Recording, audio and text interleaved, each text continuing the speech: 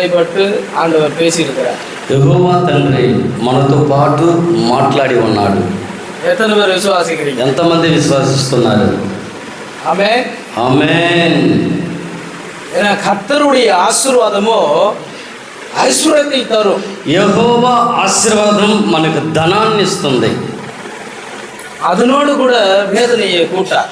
దాంతో పాటు నీకు శ్రమని ఏడు. ஹல்லேலூயா. హల్లెలూయా. கர்த்தருடைய ஆசீர்வாதம் ஐஸ்வர்யத்தை தரும் என்று சொன்னார்.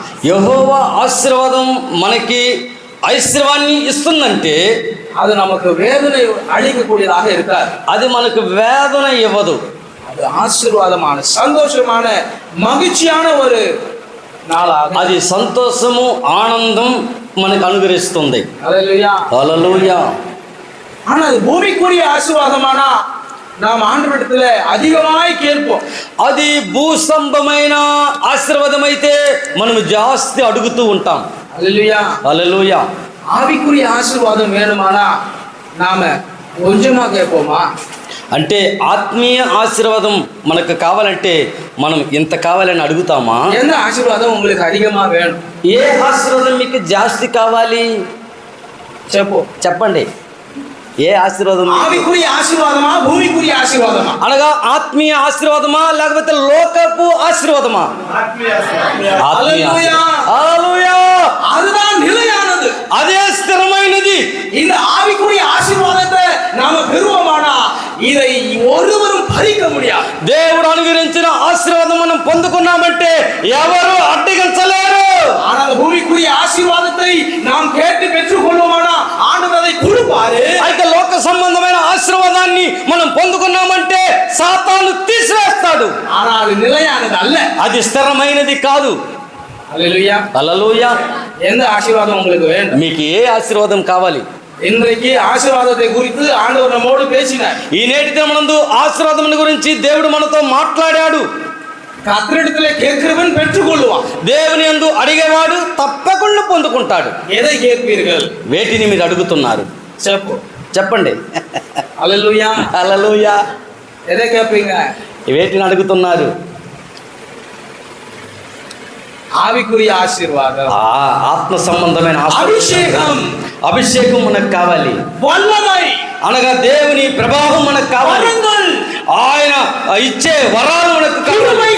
ఆయన ఇచ్చే కృప, మహిమயான காரியம், ఆయన మహిమ కార్యాలు జరిపిస్తాడు.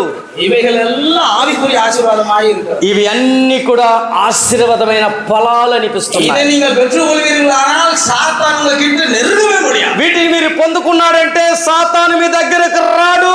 உங்களை தொடவே முடியாது, మిమ్మల్ని తాకలేడు, உங்களை காணவே முடியாது, మిమ్మల్ని చూడలేడు. ஏன்னா தேவனுடைய மகிமையான அபிஷேகம் உங்களை சூழ்ந்து கொண்டிருக்கிறது. ఏమనగా దేవుని ఆశీర్వాదం మిమ్మల్ని ఆవరించి ఉంది కాబట్టి. హల్లెలూయా. హల్లెలూయా. சிம்சோனை குறித்து நம்ம வேதத்திலே பார்த்தோம். సంసోను గురించి మనం చక్కగా విన్నాము.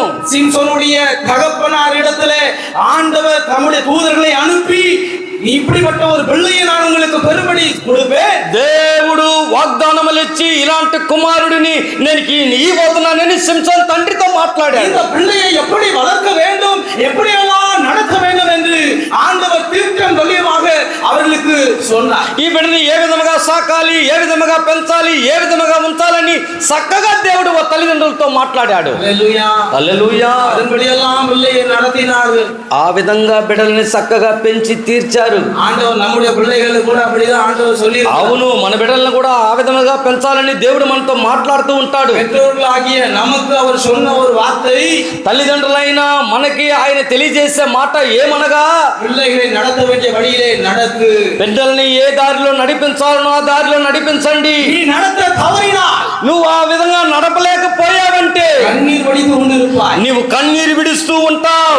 ஹல்லேலூயா. హల్లెలూయా. எந்த வழியிலே நடத்த வேண்டும்? ఏ దారిలో నడిపించాలి? சத்தியத்தின் வழியிலே நடத்த வேண்டும். దేవుని వాగ్దానములతో వాక్యములతో నడిపించాలి. சத்தியம் தான் வசனம், సత్యమే దేవుని వాక్యం. அந்த சத்தியம் தான் பரிசுத்தமாக்கும், ఆ వాక్యమే నిన్ను அந்த పరిశుద్ధపరచును. வசனம் தான் நம்மை பரிசுத்தப்படுத்தும். ఆ వాక్యమే మనల్ని పరిశుద్ధముగా మార్చును. హల్లెలూయా. హల్లెలూయా. ஏன்னா வேதம் சொல்லுகிறது, ఏమనగా దేవుని వాక్యం ఈ విధంగా తెలియజేస్తున్నది, நானே வழியும் சத்தியமும் ஜீவனுமாய் இருக்கிறேன், నేనే మార్గమును సత్యమును జీవమునై ఉన్నాను, என்னை இல்லாமல் ஒருவனும் பரலோக ராஜ்யத்திலே నన్ను లేక ఎవడు పరలోక రాజ్యానికి ప్రవేశించడు. அல்லேலூயா. హల్లెలూయా. அந்த சத்தியத்தின் மார்க்கத்திலே நாம் ஜீவிக்க வேண்டும். ఆ సత్య మార్గములో మనము జీవించాలి. அந்த ஜீவியம் தான் ஆசீர்வாதமான ஜீவியம். ఆ జీవితమే మనకి ఆశీర్వాదకరమైన என்ன జీవితం. ஆசீர்வாதம்? ఏ ఆశీర్వాదం? பரலோகத்தின் ஆசீர்வாதம். పరలోకపు ఆశీర్వాదం. அல்லேலூயா. హల్లెలూయా. நம்மை பரலோகத்துக்கு கொண்டு போய் சேர்க்கும். మన వలన పరలోక రాజ్యానికి తీసుకువెళ్తాడు. திருவசனத்தை கேட்பது மாத்திரமல்ல, அதன்படி செய்கிறவர்களாக இருக்க வேண்டும். దేవుని వాక్యం వింట మాత్రం కాదు గాని దాని ప్రకారం నడవాలి. ஏன்னா அப்படிப்பட்ட ஒரு காலத்துல தான் நம்ம வாழ்ந்து கொண்டிருக்கோம். అలాంటి దినాలలోనే మనము బ్రతుకుతూ ఉంటున్నాం. அல்லேலூயா. హల్లెలూయా. సంగీతం 50వ అధికారం 15వ వచనం, కీర్తన 50వ కీర్తన 15వ వచనములో తెలియజేస్తున్నాడు, ஆபத்து காலத்தில் என்னை நோக்கி கூப்பிடு, ఆపత్కాలమునందు నాకు మొర్రపెట్టుము, நான் உன்னை விடுவிப்பேன், నేను నిన్ను విడిపిస్తాను, நீ என்னை மகிமைப்படுத்துவாய். నీవు నన్ను మహిమపరచెదవు. அல்லேலூயா. హల్లెలూయా. ஆபத்தான காலத்திலே தான் நாம் வாழ்ந்து கொண்டிருக்கிறோம். అపాయకరమైన దినాల్లోనే మనం బ్రతుకుతూ ఉంటున్నాం. ஆபத்து என்று சொன்னா எச்சரிப்பு. అనగా అపాయం అనగంట హెచ్చరిక అని అర్థం. அல்லேலூயா. హల్లెలూయా. இந்த ஆபத்தான காலத்திலே நாம் கர்த்தரை நோக்கி கூப்பிடுவதாக இருக்கிறோம். ఇలాంటి అపాయకరమైన దినములలో దేవుని యందు మనం మొరపెట్టేవారుగా ఉండాలి. சிம்சோனுக்கு கூட அப்படிப்பட்ட ஒரு ஆபத்தான சிச்சுவேஷன் நடந்தது. అవును, సంసోను కూడా ఇలాంటి అపాయకరమైన సిచ్యువేషన్ అతనికి జరిగింది. அவன் செய்த தவறின் நிமித்தமாக, అతడు చేసిన పాపాన్ని నిమిత్తం, அந்த பாவத்தின் நிமித்தமாக ఆ పాపాన్ని నిమిత్తం బట్టి அவனுடைய கண்கள் பிடுங்கப்பட்டது. అతని కళ్ళు త్రొవ్వి తీశారు. அவனை வேடிக்கை ஆக்கினார்கள். ఆయన్ని అందరూ హేళన పాలు చేశారు. எல்லாரும் வேடிக்கை பார்த்து கொண்டிருந்தார்கள். అందరూ చూసి నవ్వారు. எல்லா பெலிஸ்தர்களும் சந்தோஷத்தோடு அவனை பார்த்து கேலி கிண்டல் செய்து అక్కడ கொண்டிருந்தார்கள். ఉన్న పెలిస్తులు వారందరూ కూడా చూసి అతన్ని అనేకమైన హేళన చేశారు. தேவனுடைய வார்த்தைகளுக்கு கீழ்ப்படிந்து நடந்த பொழுது, అయితే దేవుని మాటకు లోబడి నడిచినప్పుడు தேவனுடைய மகிமையான அபிஷேகம் அவன் மேல் இருந்தது. దేవుని అభిషేకం ఆశీర్వాదం అతని పైన ఉన్నది. பார்த்து எல்லாம் பயந்தார்கள். అప్పుడు అందరూ అతను చూసి భయపడ్డారు. அவன் மேற்கொள்ள வருவலாரும் கூட முடியாது. ఎవరు అతని దగ్గరికి రాలేకపోయారు. హల్లెలూయా. என்றைக்கு ஆண்டவருடைய வார்த்தைக்கு கீழ்ப்படியாமல் போனானோ, ఎప్పుడు దేవుని మాట వినకుండా లోకం వైపు చూశాడో, இது வேண்டாம் என்று ஆண்டவர் வேண்டாம் என்று சொன்னதை செய்தானோ, ఇది చేయొద్దు అంటే ఎప్పుడు అతను చేశాడో அவனுடைய கண்கள் பிடுங்கப்பட்ட. అతని కన్నులు త్రొవ్వి తీశారండి. கண்கள் பிடுங்கப்பட்டா இருள் சூழ்ந்து விடும். అంతే, కన్నులు తీశారంటే అతడు హందుడే. அல்லேலூயா. హల్లెలూయా. இன்று அநேகர் அப்படிதான் ஆண்டவருடைய சொல்லுக்கு கீழ்ப்படியாததினாலே ఇటు దినాలలో దేవుని మాటలు వినకుండా పోవటం వలన எல்லாம் இருளிலே இருக்கிறார்கள். అందరూ అంధకారములో తిరుగుతూ ఉంటున్నారు. நம்முடைய ஜீவியம் எப்படி இருக்குது? మన జీవితం ఏ విధంగా ఉన్నది ఆలోచించండి. இருளா இருக்கிறதா, வெளிச்சமா இருக்கிறதா? మన జీవితం ప్రకాశిస్తున్నదా లేకపోతే అంధకారములో ఉన్నదా? చెప్పు. తెలియజేయండి. உங்களுக்கே அவைகள் தெரியும். మీకే ఏ స్థలములో ఏ విధంగా ఉన్నామని తెలుసు. அவருடைய வார்த்தை விளக்காக இருக்கிறது, வெளிச்சமாக இருக்கிறது, ఆయన వాక్యం தீபமாக இருக்கிறது. ఆయన వాక్యం వెలుతురుగాను దీపంగాను ఉన్నది. அல்லேலூயா. హల్లెలూయా. அவருடைய வார்த்தை உங்களுக்குள்ள வருமானா, ఆయన మాటలు మీ హృదయములో చొచ్చుకున్నాయంటే நீங்க வெளிச்சமா இருப்பீங்க. మీరు ప్రకాశిస్తారు. உங்க கண்கள் கெட்டதாக இருக்குமானா, ఒకవేళ మీ కండ్లు చెడు చూపులు కలిగి ఉంటే உங்க சரீரம் முழுவதும் இருளா இருக்கும். నీ శరీరం అంతా కూడా అంధకారంగానే ఉంటది. அப்படிதான் சிம்சோனுடைய வாழ்க்கை இருந்தது. అలాగనే సింసన్ జీవితం చీకటమయమైపోయింది. ஆபத்தான ஒரு காலம் அவனுக்கு. అపాయకరమైన ఒక దినాలు. அவனை சங்கிலியால் கட்டப்பட்ட நிலையில் అతన్ని సంకెళ్లతో కట్టివేశారు. அந்த சங்கிலி அவுத்து விட்டார். ఆ సంకెళ్ళంతా ఊడదీశారు. அங்கேயும் இங்கேயும் விழுந்து விழுந்து விழுந்து எழுந்திருக்கிறான். అక్కడ ఇక్కడ పడి లేచి అల్లాడాడు అందుడు కాబట్టి எல்லாம் வேடிக்கை பார்த்து சிரிக்கிறான். అందరూ చూసి నవ్వారు. அங்கே ஒரு பிள்ளையாண்டான். ஒரு சிறு பிள்ளை இடத்திலே கைலாக கொடுக்கும்படி ஆண்டவர் உதவி செய்தார். అయితే ఆ సమయంలో ఒక చిన్న బిడ్డ అనగా వచ్చి అతని చేతిని పట్టుకొని వచ్చాడు. அந்த பிள்ளையாண்டான் தான் அந்த சிம்சோனை ஒரு 2 தூண்களின் நடுவிலே கொண்டு போய் நிறுத்தினான். అనగా ఆ చిన్న బిడ్డే ఆ ఒక 2 స్తంభాలకు మధ్యలో సింసోన్ని తీసుకొచ్చి నిలబెట్టాడు. హల్లెలూయా. హల్లెలూయా. కర్తర్ ఇறங்கினார். దేవుడు అతనికి దిగి వచ్చాడు.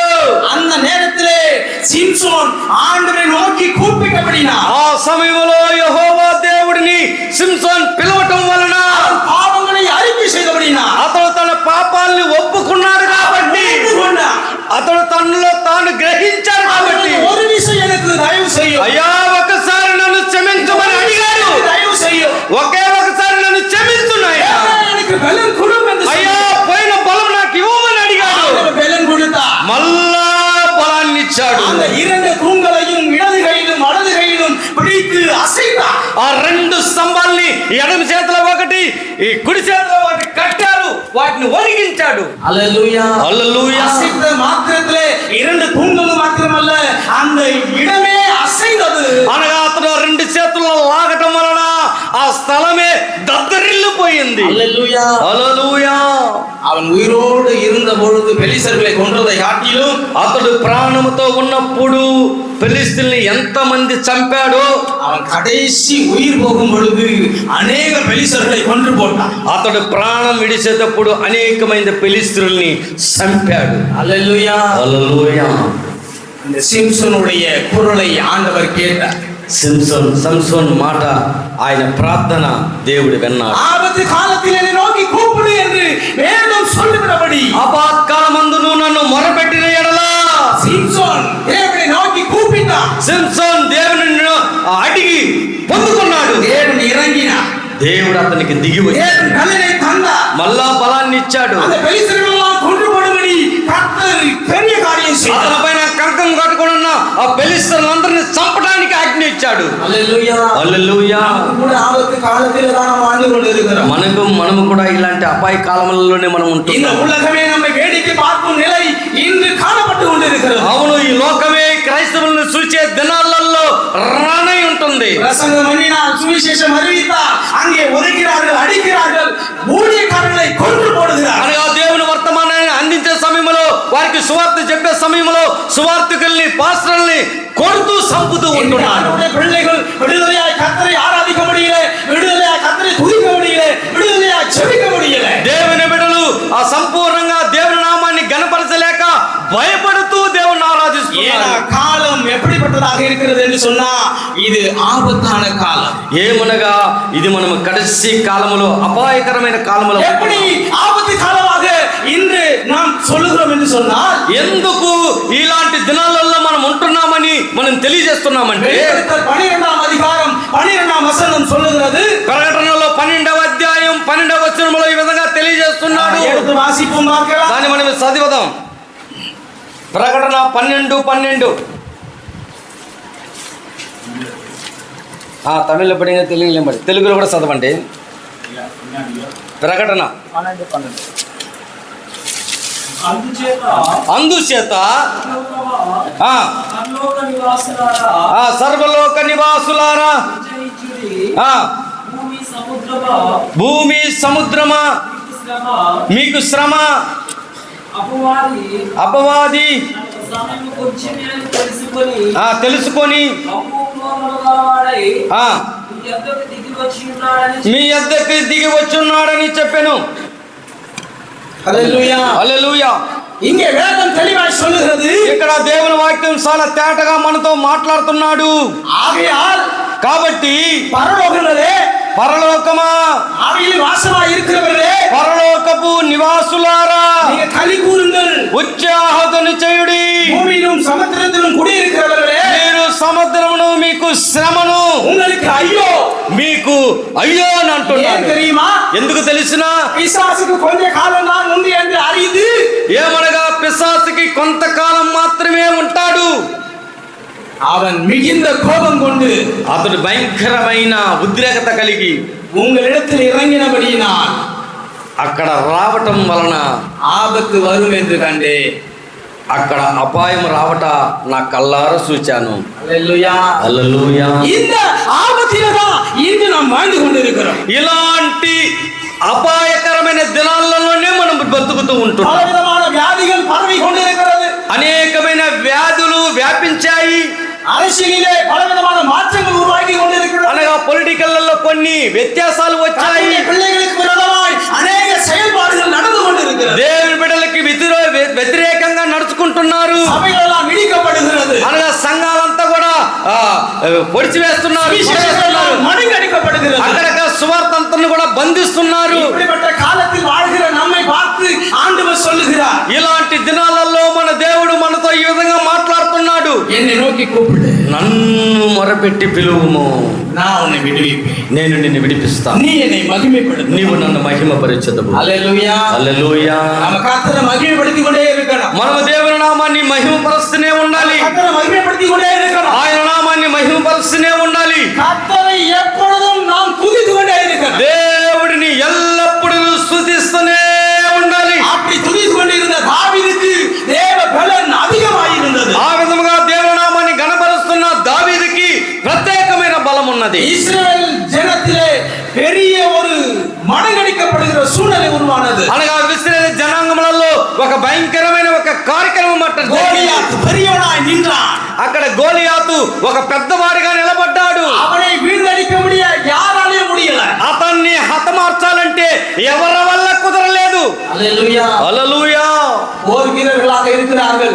అనగా అందరూ యుద్ధ వీరులుగా ఉంటున్నారు, బలశాలిగా இருக்கிறார்கள். అందరూ బలము కలిగిన వారై ఉంటున్నారు. విల్విద్యകളും కత్తిயின் சண்டைகளிலும் வல்லவர்களாக అనేకమైన డాలులు కత్తులు అన్ని కూడా పెట్టుకొని ఉన్నారు. அப்படிப்பட்டதாலும் கூட அவனை மேற்கொள்ள முடியல. అలాంటి వారు కూడా గోలియాతుని సంపలేకపోయారు. எங்கேயோ ஆடு மேய்த்துக் கொண்டிருந்த தாவீதை கொண்டு கர்த்தர் அந்த கோலியாத்தை முறியடித்து போட்டார். అయితే గొర్రెలు మేపుకుంటూ ఉన్న దావీదు ద్వారా ఈ గొలియాతుని సంపడానికి తీసుకొచ్చాడు. కారణం என்ன?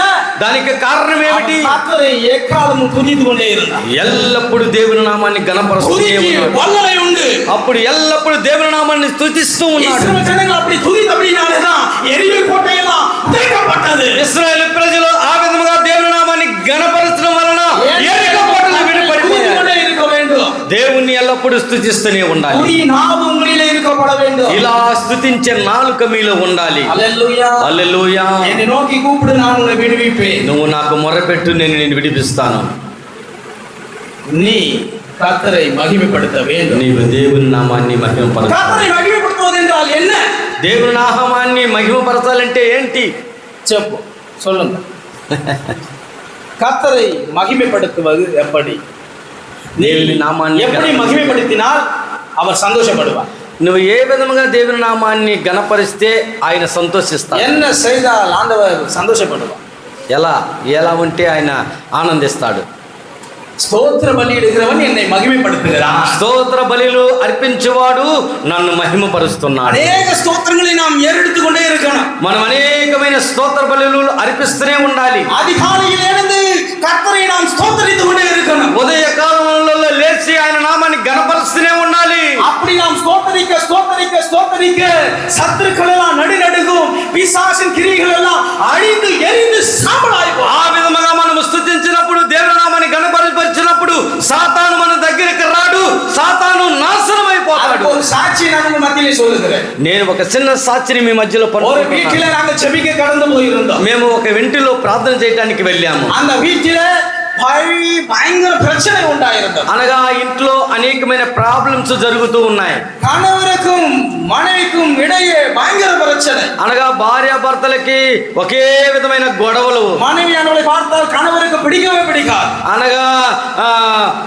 భర్తకి భార్యను చూస్తే కొంచెమైనా నచ్చదు. கொஞ்சம் சாம்பார்ல உப்பு இருந்தாலும் சரி, இல்ல காரம் இருந்தாலும் சரி, உடனே சண்டை போட்டு விடுவார். అనగా సాంబార్లో కానీ అన్నంలో కానీ ఉప్పున్నా లేకపోతే తగ్గిపోయినా వెంటనే తగువు. சின்ன சின்ன விஷயம் தான், చిన్న చిన్న ప్రాబ్లమ్సే, ஆனாலும் சண்டை பெரிய அளவுக்கு இருக்கும். అయితే తగువు మాత్రం కొంచెం విపరీతంగానే மண்டை உடைகிறதா இருக்கும், అనగా తలల పగలగొంటే అంత అలువుకుంటది. கை உடைகிறதாக இருக்கும், చెయ్యి విరగొట్టి అలువుకుంటది. ரத்தம் ஊத்துகிறதாக இருக்கும். ఆ రక్తం వచ్చేలా కూడా அக்க பக்கத்துல இருக்கிறவங்க வந்து தடுப்பார்கள்.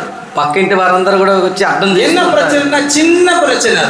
ఏంటి అక్కడ గొడవ అంటే చిన్న చిన్న உடம்புல ప్రాబ్లమ్స్. உப்பு கம்மியா போட்டா, అనగా పదార్థంలో సాంబార్లో ఉప్పు తక్కువైందని హల్లెలూయా.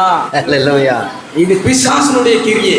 ఇది ఎవరు చేసేది? సాతాను చేసే పని. அந்த வீட்டிலே ஜெபிக்க போன பொழுது ఆ ఇంటికి మేము ప్రార్థన చేసేటానికి వెళ్ళినప్పుడు సహోదరి மேலே ஒரு பிசாசு வந்து ఆడుகிறது. అనగా ఒక సహోదరి పైన సాతాను పడి ఆడుతూ ఉన్నాడంట.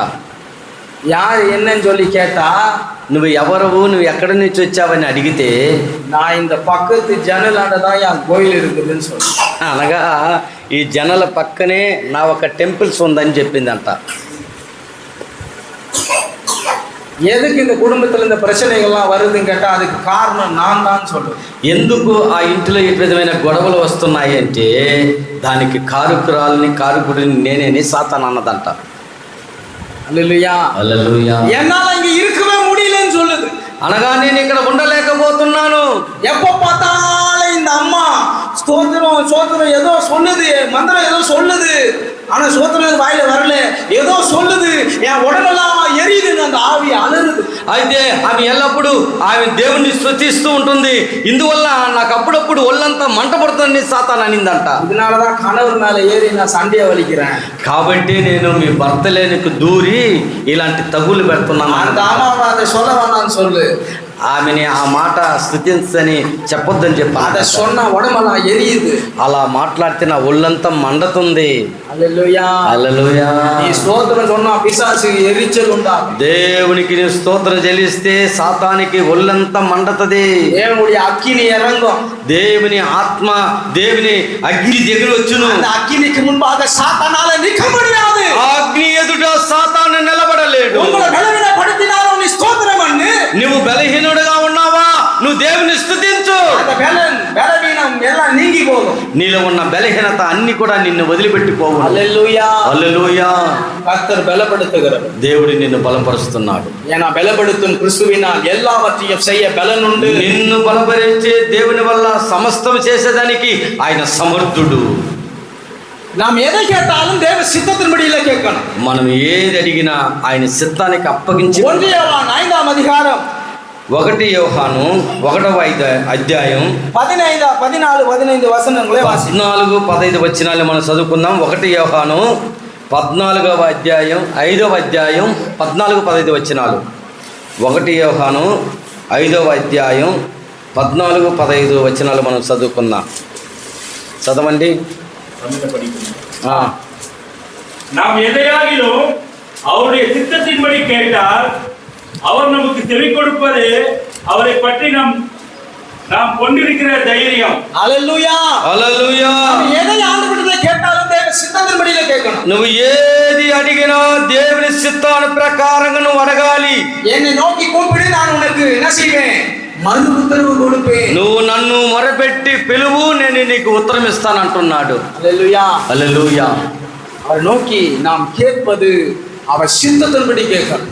మనం అడిగేది ఆయనకి సిద్ధమైంది అడుగుతున్నామా? ஒரு குஷ்டரோகி இருந்தா, ఒక కుష్ఠరోగి ఉన్నాడు. ஆண்டவரே உமக்கு சித்தமானால் என்னை, అయ్యా నీకు సిద్ధమైతే నన్ను శుద్ధినిగా చేయి అన్నాడు. நம்முடைய வியாதி கூட போகணும்னா கர்த்த சித்தம் கேட்கணும். మన వ్యాధి పోవాలన్నా దేవుని సిద్ధమై ఉండాలి. உமக்கு சித்தமானால் சுத்தமாக்கும், உம்மால கூடும் ஆண்டவர். అవును, నీకు సిద్ధమైతే నన్ను నువ్వు శుద్ధినిగా చేయి అంటున్నాడు. ஆண்டவர் சுகமாப்பா. ఆయన సుఖాన్ని ఇస్తాడు. హల్లెలూయా. హల్లెలూయా. ஒரு கல்லறையில ஒரு வாலிப பிள்ளை என்ன செய்யறானா, తన్னை గాయపడితి కొలుగరా. ఒకసారి ఒక పర్యాయము ఒక యవనస్తుడు శ్మశానములో రాళ్ళ ద్వారా తన శరీరాన్ని గాయపరుచుకుంటున్నాడు. హల్లెలూయా. హల్లెలూయా. அவனுடைய குடியிருப்பு எங்க இருக்கு தெரியுமா?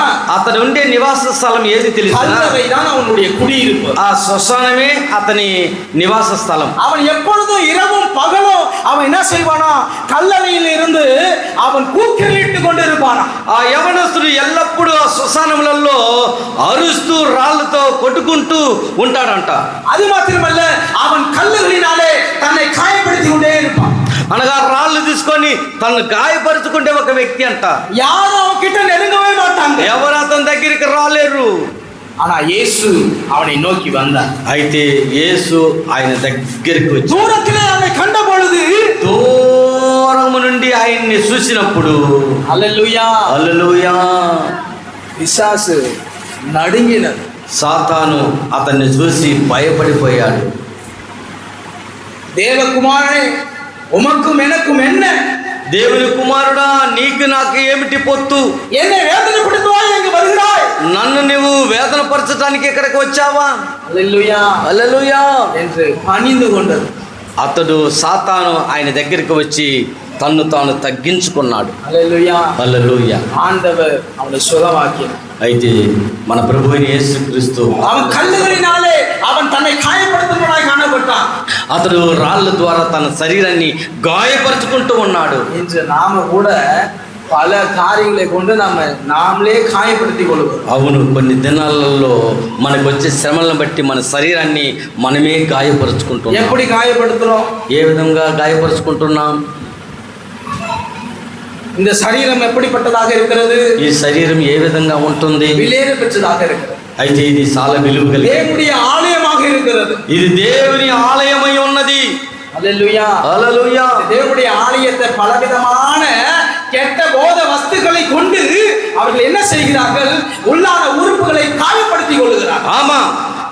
అయితే దేవుని బిడ్డలు కొంతమంది అందరూ కూడా ఏం చేస్తున్నారంటే, ఈ లోనున్న ఈ యొక్క హృదయాన్ని, దేవుని ఆలయాన్ని కొన్ని పదార్థాల ద్వారా, చెడు అలవాట్ల ద్వారా పాడు చేస్తూ ఉంటున్నారు. குடிக்கிறாங்க, తాగుతున్నారు, பாக்கு போடுறாங்க, ఒక్క వేసుకుంటున్నారు, புயல போடுறாங்க, పొగాకు వేసుకుంటున్నారు, பீடி సిగరెట్ குடிக்கிறாங்க, వీడు సిగరెట్లు లాగుతున్నారు. இப்படியெல்லாம் பண்ணி தன்னுடைய சரீரத்தை காயப்படுத்துகிறார். ఈ విధముగా చేసి తన శరీరాన్ని హానిపరుచుకుంటున్నారు. அவன் குடியிருப்பு கல்லறை.